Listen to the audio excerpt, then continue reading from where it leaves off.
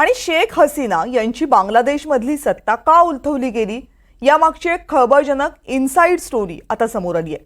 हा सगळा अमेरिकेचा डाव होता असा गौप्यस्फोट खुद्द शेख हसीना यांनी केलाय। या सगळ्या सत्ता संघर्षाच्या खेळामागे आहे एक बेट। याच बेटावर अमेरिकेचा डोळा आहे। अमेरिकेला हे बेट का हवंय आणि या बेटाभोवती कसा फिरलाय बांगलादेशमधल्या सत्तेचा खेळ बघा। निळशार पाणी, पाण्यात पहुडलेल्या बोटी, हिरवाईनं नटलेला किनारा, अगदी प्रेमात पडावं असं हे दृश्य। याचं नाव आहे सेंट मार्टिन बेट। बांगलादेशात सत्ता पालट व्हायला हेच निसर्गसंपन्न बेट कारणीभूत ठरलंय।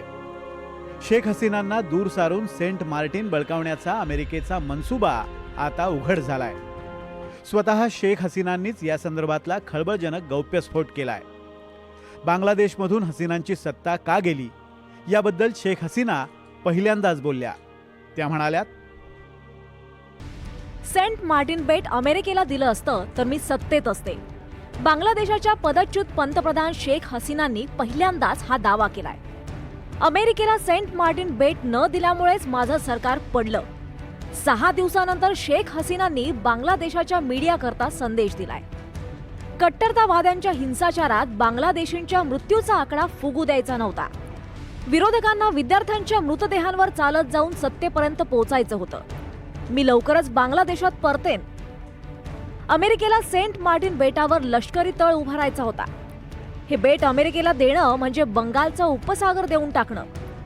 देशहिताचा विचार करून मी तसं केलं नाही।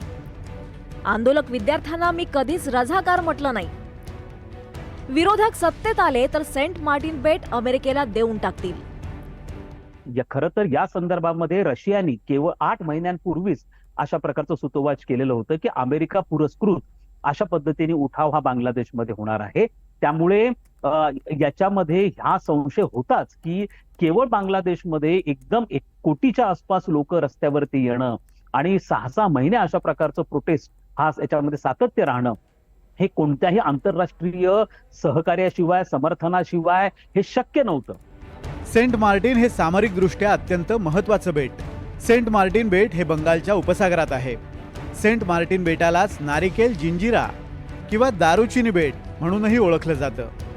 बंगालच्या उपसागरात उत्तर पूर्व भागात हे बेट वसलंय। 3 चौरस किलोमीटर एवढा त्याचा परिसर आहे।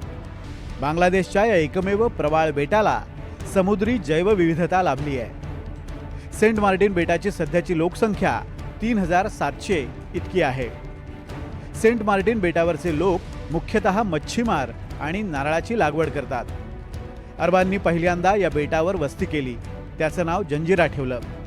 मग ब्रिटिशांनी या बेटाला भारताचा भाग केलं आणि नाव सेंट मार्टिन ठेवलं। या बेटावरून म्यानमार आणि बांगलादेशमध्ये वाद होता। 2012 मध्ये आंतरराष्ट्रीय लवादानं निर्णय घेत या बेटाची मालकी बांगलादेशकडे दिली। या बेटावर जर लष्करी तळ उभारला गेला तर अमेरिकेला एकाच वेळी चीन, बांगलादेश, भारत आणि म्यानमारवर नियंत्रण ठेवता येणार आहे।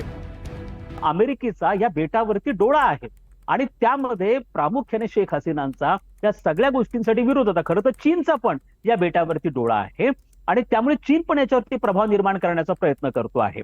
म्हणून अमेरिकेकडनं 2 पद्धतीचे प्रस्ताव दिले गेलेले होते।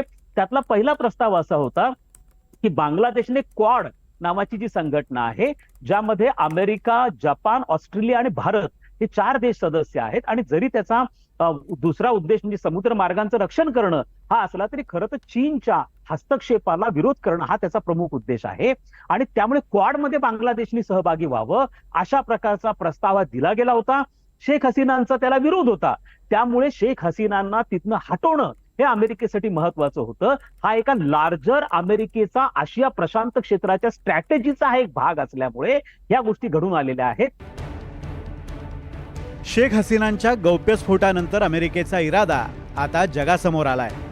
बांगलादेशात पुढे निवडणुका होऊन बांगलादेश नॅशनल पार्टी आणि जमाते इस्लामीचं सरकार आलं तर अमेरिकेला सेंट मार्टिन बेटाचा ताबा घेणं अवघड होणार आहे। हे दोन्ही पक्ष पाकिस्तान आणि चीन धार्जिणे आहेत। बांगलादेशात सध्या मोहम्मद युनूस यांचं अंतरिम सरकार आहे। युनूस हे अमेरिकेचे प्रतिनिधीच आहेत असं मानलं जातं। त्यामुळे युनूस यांचं सरकार सत्तेवर असतानाच अमेरिका सेंट मार्टिनबद्दलचा पुढचा डाव खेळण्याच्या तयारीत आहे. Bureau report, NDTV Marathi, Mumbai.